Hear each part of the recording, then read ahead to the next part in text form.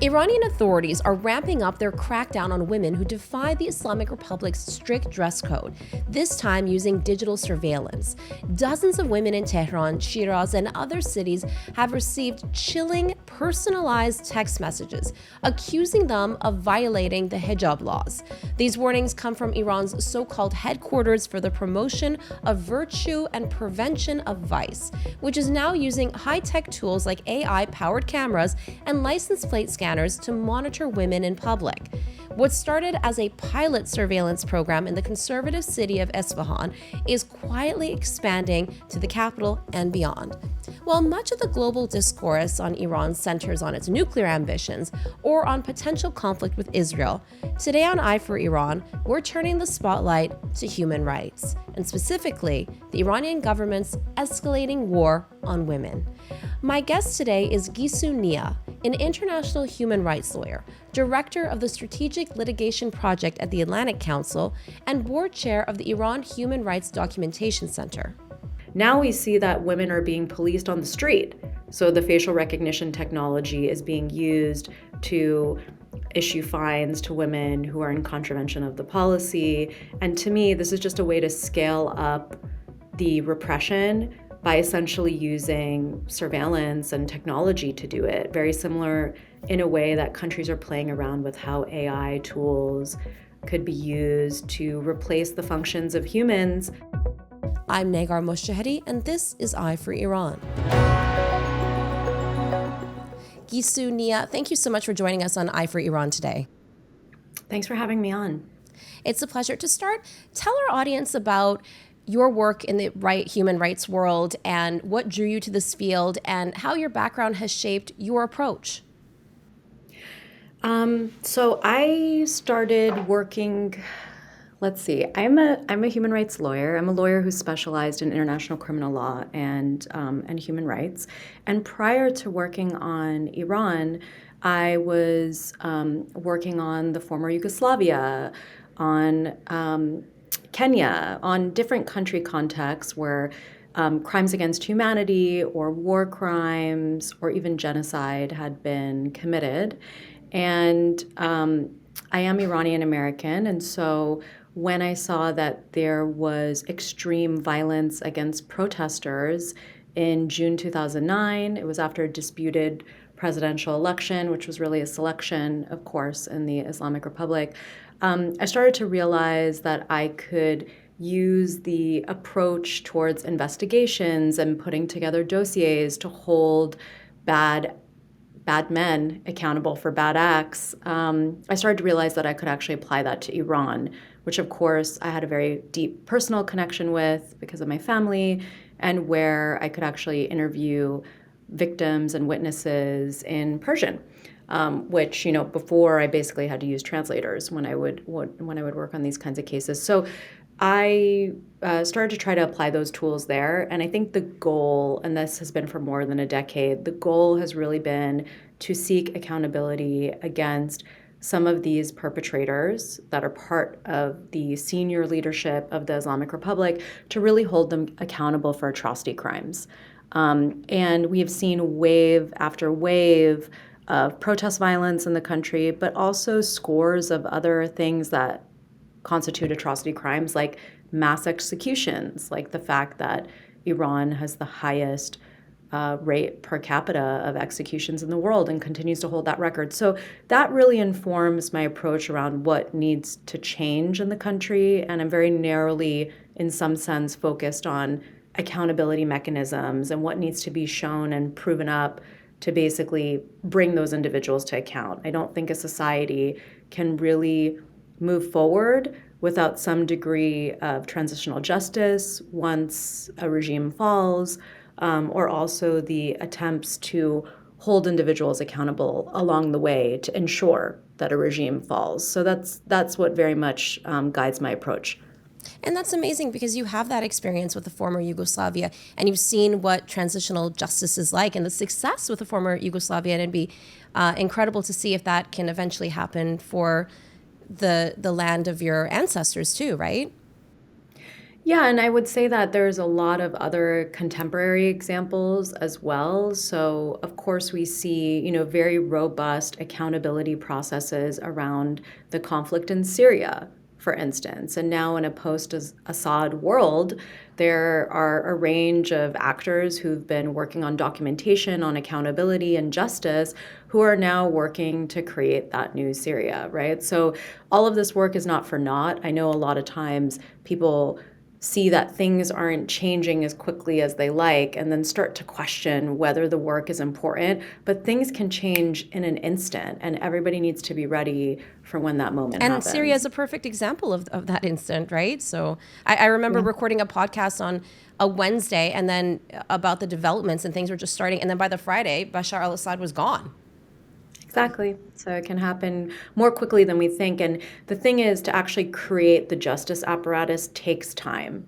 To create the processes takes time. And that's not only for justice, that's, putting together a constitution, putting together a working set of laws. Obviously, the laws that are in the Islamic Republic right now are based on Sharia law. I think everybody has an expectation that that would not be the legal framework moving forward, or it would be a very adjusted system. And so those are things that we need to start thinking about from now. And, so much of the attention right now in Iran in the recent months has been on nuclear diplomacy and would there be a direct conflict between Iran and Israel?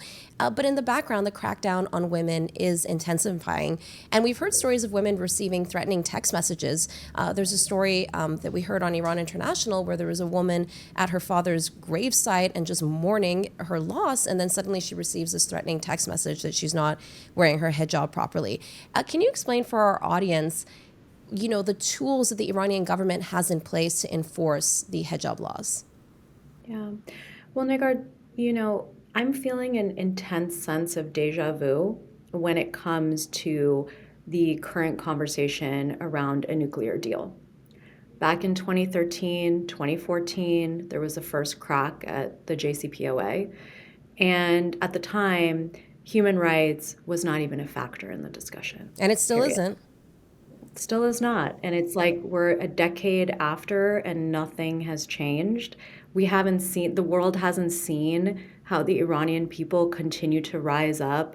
They didn't witness the Women Life Freedom protests where it was explicitly about human rights. In prior protest movements, international observers could say, well, this is due to the sanctions. It looks like people are, the US sanctions or global sanctions on sectors in Iran because people are coming out and protesting price of gasoline or whatnot.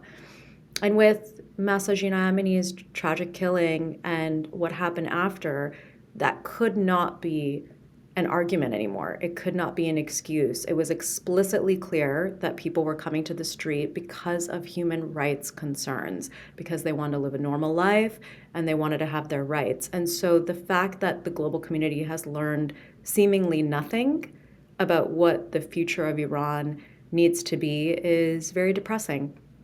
A decade ago at the time, many people inside Iran were for the deal.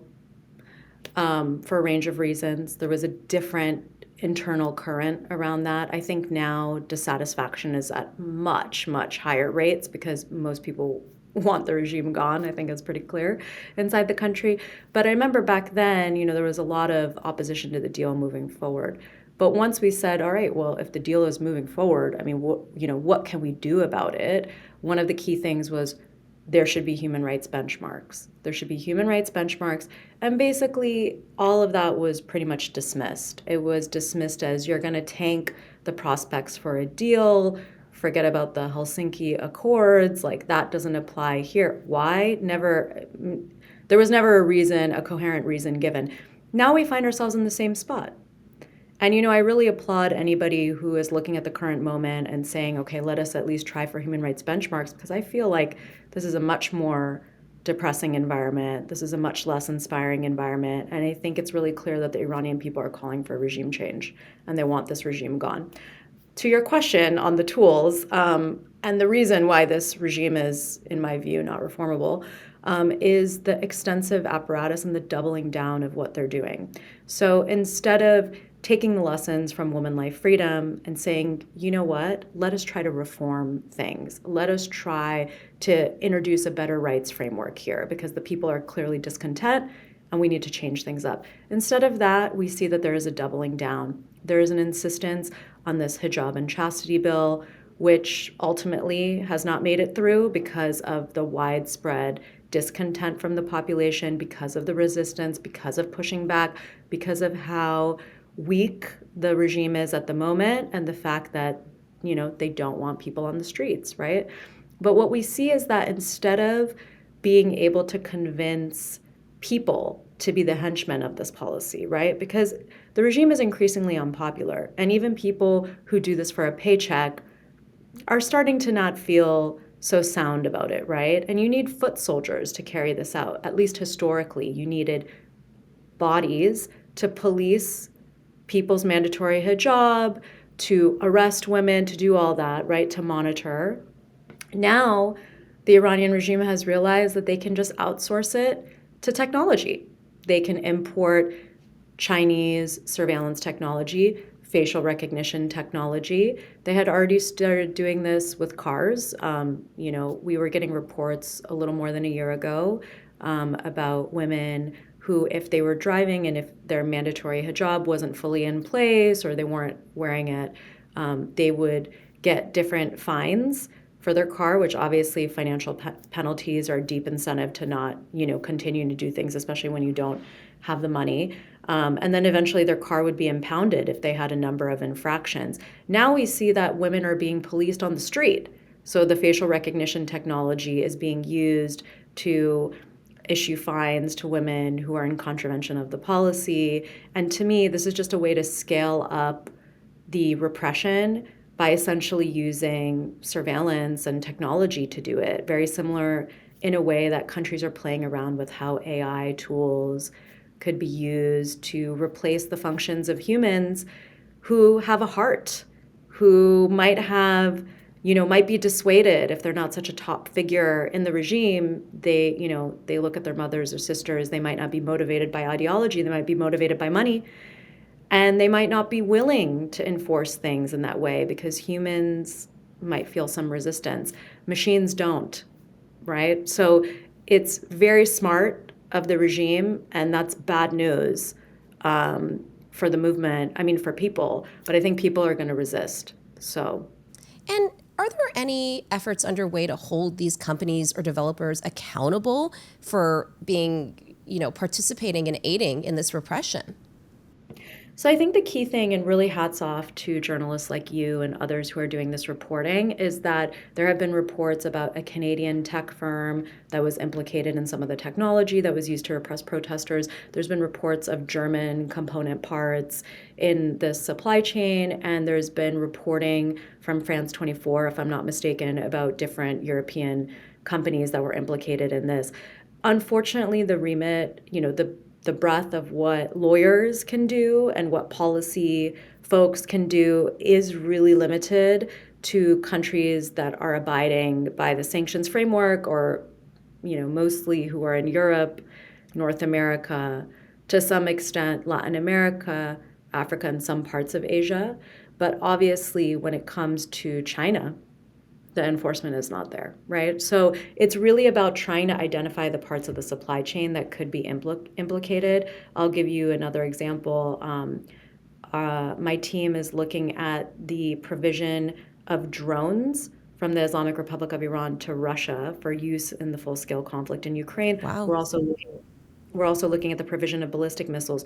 With the drones, we've prepared litigation, and that's gone to courts in Europe. Essentially, there are some touch points with European companies. So, there's some parts or some piece along the supply chain that might be implicated. And that's what we're looking for, to be able to really report on, hold to account, and create policy around. It's not just for the legal measures, it's also like how to craft policy so that doesn't keep on happening. But it's very difficult if everything is from stem to stern produced in China, for instance, because they're not going to fall within compliance. No, definitely. That's a very good point. And how is this kind of AI or digital policing affecting the lives of women in terms of the psychology of, feeling like you're always being watched? How does that impact how they engage with the public or society or even protests, for example? One sinister development that's not related to the tech, but maybe related to how you feel about, different components of society doing things. Part of that hijab chastity bill that was the most sinister in my view was the sort of citizen policing that it introduced. So the idea was that, a patron of a business, if or a business owner, if there were hijabless women or women violating a quote unquote morality code in that establishment, then the establishment could be fined. And if it was severe enough an infraction or multiple infractions, then the business could be shut down. For instance, the license could be taken away. And that's economically prohibitive, especially in an environment where the economy is doing so poorly due to mismanagement, corruption, global isolation from the financial system, and all the things. So I think that one of the most sinister components there was this idea that your fellow citizen could report on you, because it really weaponizes people against one another, and it does it around financial incentives, which is very destructive because people need to live, they need to eat.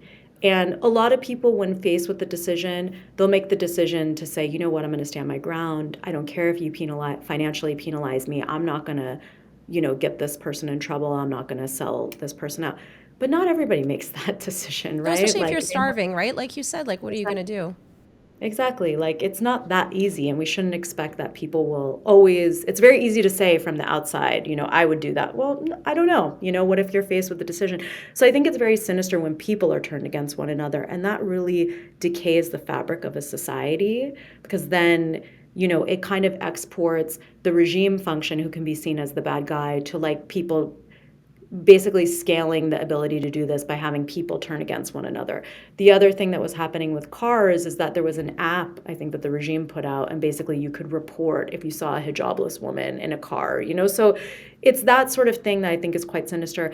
In terms of tech, I mean, nobody wants Big Brother watching them, obviously, but I have to say hats off to Iranian people, because wow, I mean, you still see videos. I think this is what's interesting. Richard Engel recently I went was just to, going to ask you about that, actually. Yeah. and I mean, come on, he basically was like, I was walking around, and it's a classic parachute journalism. I was walking around, I saw that women are not wearing their headscarves and it's not being enforced. The morality police are not enforcing it. It's like, well, that's because technology is doing it. So what the part of the story he missed was that surveillance technology is who is collecting these demerits and who's like sending out, these complaints about and fines to women who aren't complying with the laws. And but I think it's a testament. It is true that many women are pushing back, right? And so this is a huge testament to them. It is not because of a relaxation of the atmosphere or anything like that. It's really because they've decided to hold their ground. And I think really hats off to them. And hats not off to Richard Engel for getting it totally wrong. He could have just checked with somebody. Yeah, that report. He also, I think, was talking about how, everyone at the bazaar has been so accepting of me as an American because negotiations are happening. I was thinking to myself, like, Iranians always love Americans. That's always been a thing. So Iranians have been loving Americans since, I was visiting there, which was a very long time ago, as you might expect. But I mean, since my first trips when I was adult enough to remember in the 90s, I mean, everybody was loving on America. So that, hasn't changed in terms of the population. I think another sinister development are these travel bloggers that are going to Iran, who are from the UK or the Netherlands or wherever, and saying, nothing to see here. It's all great. It's all love. Please come and visit. And it's like, we know Iran is an amazing place to visit, obviously. of course it is. Yeah. Historical architecture, the best food, hospitable people who love meeting people from abroad, right? But that's not an accurate representation of what's going on. And I feel it's a bit troubling when you see that. And you see that in other places. You saw that for years with Syria, where the Assad regime would pay for bloggers to come and say everything is fine. You see that with Afghanistan now. A lot of people going there and saying everything is fine. I see women outside and, they're not covered up and they're talking. It's just doesn't reflect the reality of the laws. And I think in Iran, we have a citizenry that's prepared to push back on that legal framework, but it doesn't mean that the laws don't exist. It doesn't mean that they can't be activated at any time. And also the policing function of the morality code has been outsourced to technology. Yeah, and there was a lot of, I think it was TikTokers, influencers from China that were being paid by the Iranian government to come in and make everything look as if it was, amazing. And the interesting thing is you talked about how a lot of Iranian women, yes, are pushing back and not wearing the hijab, and how the Iranian government is very weak right now. Could a deal potentially change that if a deal comes to fruition? Would that then strengthen the government and then we see even more of a crackdown on women? Because they would feel emboldened. Yeah, so a few thoughts. One is that when we see the victims and survivors of women life freedom, people who paid the ultimate price to really exercise their rights on the streets, many of them are not keen on the deal. They very explicitly believe that this is the wrong direction, that this will extend a lifeline to the regime, and they're wondering why they made those sacrifices. Of course, they would do it again. But that's the sentiment I've seen from many of these individuals, and I think they're absolutely right. I think in terms of what are the most pressing concerns where the Iranian regime is concerned, or the Islamic Republic is concerned, is that they can't have a nuclear weapon. They cannot have a nuclear weapon because I believe that that would have not a chilling effect on civil society, because people in the country would still come out and protest. I don't think a nuclear weapon changes that. No, it doesn't. I think it No. does. I think it does change how external powers view the Islamic Republic and what they're willing to do to challenge them. And that concerns me. So I think a deal would extend the lifeline of this regime for sure. But also them getting a nuclear weapon, and so, I'm not the policy expert on those things, so I leave that to the people who are, but the red lines would be they absolutely can't get a bomb, and also giving them sanctions relief is tough in this moment when they are so weak. And I don't know, I think for all the bluster of President Trump himself and the administration around not wanting to do a JCPOA 2.0, it looks very much like a JCPOA 2.0. I understand that they were requesting the same minimum level of enrichment. They since backed away from that and are saying now it's zero enrichment. I don't know. It keeps going back and forth from full dismantlement to you can have civilian, but then that doesn't make sense because if you can have civilian, then that's not full dismantlement. So it's not clear. I haven't checked the headlines today, so it could have changed. I think you're right, exactly right. There's a lot of back and forth. And what I would urge the Trump administration to do is to really make sure that they have technical experts in the room. I was hearing reports that it's essentially Witkoff on his own. And, there's a lot of technical details in a nuclear on this file. It's not something you can just kind of shoot from the hip and think that you have it covered. It doesn't really work like that. And so where does the women life freedom movement stand today in your view? And from what you're hearing, not only as an expert, but from your own personal ties with Iran? So I think that the resistance continues. We see that, now a lot of victims and survivors who have left Iran are extremely vocal about the challenges that Iranians face. And these are very credible ambassadors for the movement, for the desire to change. There still needs to be a very clear viable political opposition, I would say, that would be accepted. Obviously, there, is a potential with different figures that enjoy support within the country. But I think in terms of a democratic movement, that is the one that I think there still needs to be more work, right? There's definitely a push for more rights. There's a clear resistance that still happens. We still see women protesting and pushing against this. We also see women just not wearing the hijab, which was obviously, it's clearly not what this movement is reduced to in any way, and it's wrong to view it in that way. But it was one of the catalysts for what happened in terms of Masa Gina Amini being in the morality police and, all this happening. Like, it's at the core, and it shows that there's forms of daily resistance. Of course, the regime has decided that they're just going to double down, which is really terrifying. They want to continue to restrict women socially, in dress, in school, in university. Like, they are looking for all those ways, and people continue to resist and push back. There's also around 50 political prisoners who are due for execution, and there's been an increase in political executions. So typically there's really high rates of executions for individuals who are implicated in drug trafficking or for drug-related offenses.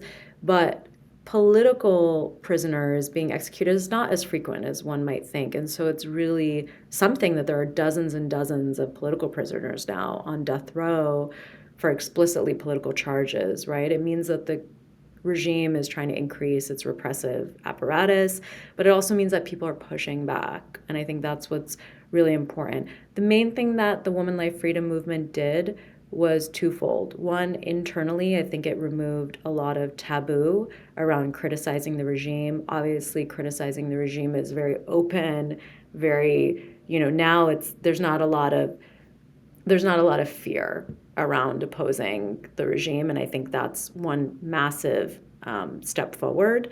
The other is the way that the world views Iran. So although I'm not exactly inspired by the recent discussions around the Iran nuclear deal, it's unquestionable that now countries and the international community are aware that there is a serious human rights crisis in the country. And this was also supported by the fact that the UN fact-finding mission on Iran, which was only supposed to last for 18 months after its establishment in November 2022, and then it was extended for one more year. It was not supposed to continue after that. There was no expectation that it would continue after that. Countries were very clear that it was a limited mandate and it wasn't going to continue. Instead, it just got renewed about a month ago. Which is fantastic news. And the mandate was broadened. So now it also applies to recent human rights violations that predate September 2022. So the mandate was also broadened and it's renewed. And nobody expected that. There was a favorable composition at the UN Human Rights Council, but really it's because countries now fundamentally understand the human rights crisis in Iran, and that's incredibly important. And what will be done with those results? So the fact-finding mission on Iran just put out 2 reports, one mandated report that's shorter and then one very detailed conference room paper. They did a lot more investigations into the different bodies that constitute the repressive apparatus in the country. So really going deep on the Ministry of Intelligence, really going deep on different elements of the apparatus that essentially represses protests and other things.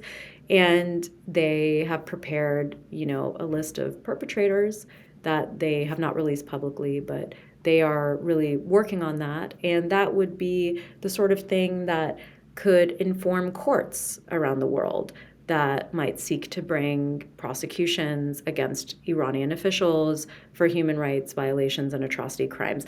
That work continues. I know that there hasn't been much publicly these days to look to on that front, but that work continues, and in very, very soon there'll be some announcements around different actions that are being taken. And so this UN fact-finding mission on Iran can help inform the investigations around those efforts.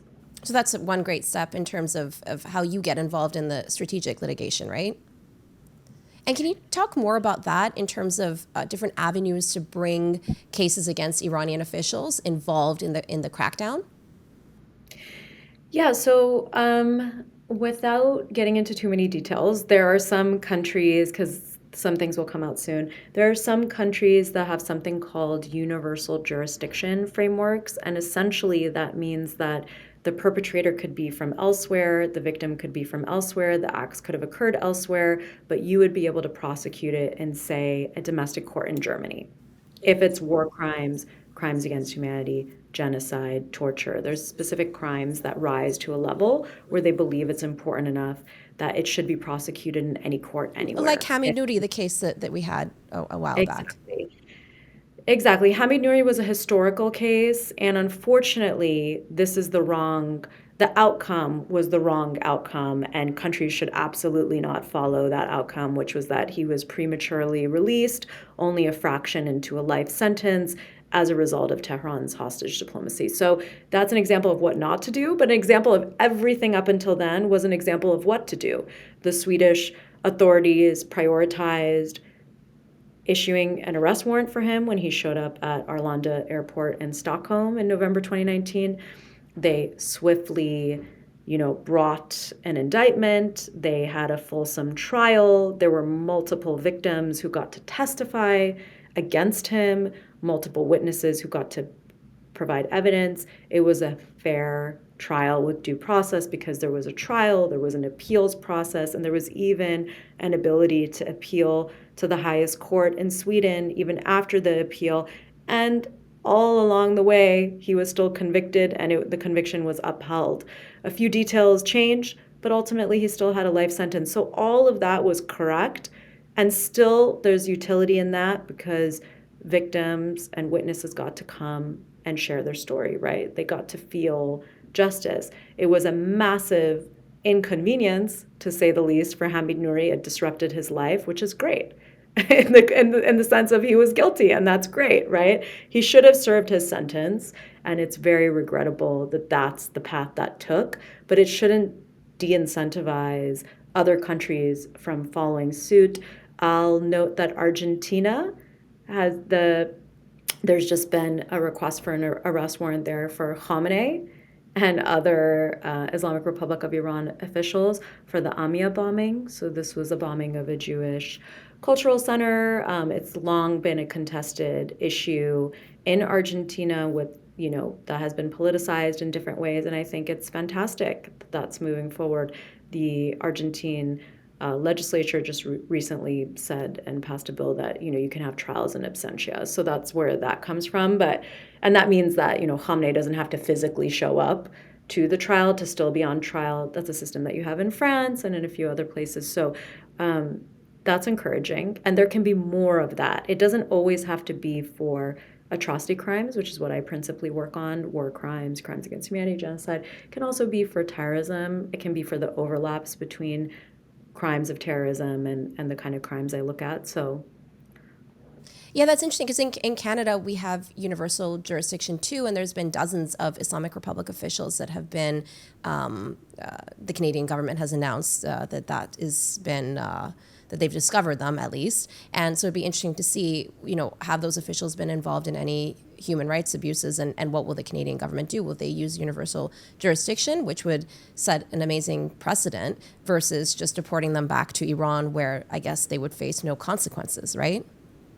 exactly, they're currently only eligible for admissibility proceedings, and that is upsetting. But it requires a dedication of resources. So what Iranian Canadians can do is make sure that their local leaders are aware of this and that they insist with their representatives that we prosecute, not deport. So some of these individuals will not have responsibility that would fall under universal jurisdiction, but one individual who was sentenced to deportation and I think removed, if I have to check what happened to him, but he was Deputy Interior Minister. That's right, yeah. The Ministry of Interior is responsible for the law enforcement that cracks down violently on protesters. There was some discussion, and he was in that position in November 2019. I think there was some claim that maybe he didn't have de facto, really power, and it was more de jure, or he wasn't in the country at the time. There was just some murkiness around it, so we need a bit more solid information. But absolutely, some of these folks have responsibility, and that should be looked at, and it shouldn't be the sense that deportation is enough, that to just remove them from Canada is enough, because ultimately you need strong rule of law. You need a sense that, Canada stands for the values it stands for, and part of that is ensuring that these individuals are prosecuted, not just deported, where there is a case. And I was just looking up some stats, and according to it's the globaleconomy.com, the female labor force in Iran participation in 2023 was just 14.38%, which is actually quite low even compared to countries like Saudi Arabia, which are allegedly at 30%. So in the face of sanctions and economic pressure, it's often women who do suffer first. What kind of impact will that have on women's rights and their movements in Iran to push for change? Yeah, so I mean, we know from a lot of different global studies that women not fully participating in a workforce or in an equal way is really bad for the economy of a country. So, I guess it shouldn't be any surprise that that's not a good stat, and that we wouldn't want that for the country. But I think it could be due to a mix of different factors. There's certainly, while women are allowed to work in Iran, obviously, which could be different from Afghanistan, let's say, and the restrictions that are there, it can be limited in multiple ways through a very unequal system when it comes to women, and that ultimately harms the country and its strength. And I think one message that is often missed is in the countries that insist on restricting the rights of women and their access to employment, education, and so on, they're really just doing an own goal in the sense that they are just harming themselves because the countries are never stronger. They're never stronger economically. They're not stronger in a multitude of ways. And so it's actually a losing strategy in terms of like a national strength matter, but those stats are often lost. The Islamic Republic of Iran obviously takes to the podium and uses global forums, including at the United Nations, to advance what it views as the proper role for women, which is restricted to the domestic sphere. And it is fascinating because that is obviously extremely ideological, removes the choice element for women, because if they want to do that, that's fantastic, but that's what feminism is, right? You get to decide what you like to do. But it also completely ignores the economic reality in that women that don't fully participate in the workforce and who have barriers to providing for their families and so on, those countries often suffer economically, have higher rates of poverty, and that's a very well documented phenomenon. And just to conclude, and this is obviously a big question, but where do you see things going with Iran when it comes to human rights and the women life freedom movement and potentially any change? I believe that people inside the country are continuing to resist. From everything I see, they're continuing to do that. I think that's massively important. I think that we all need to be supportive of that.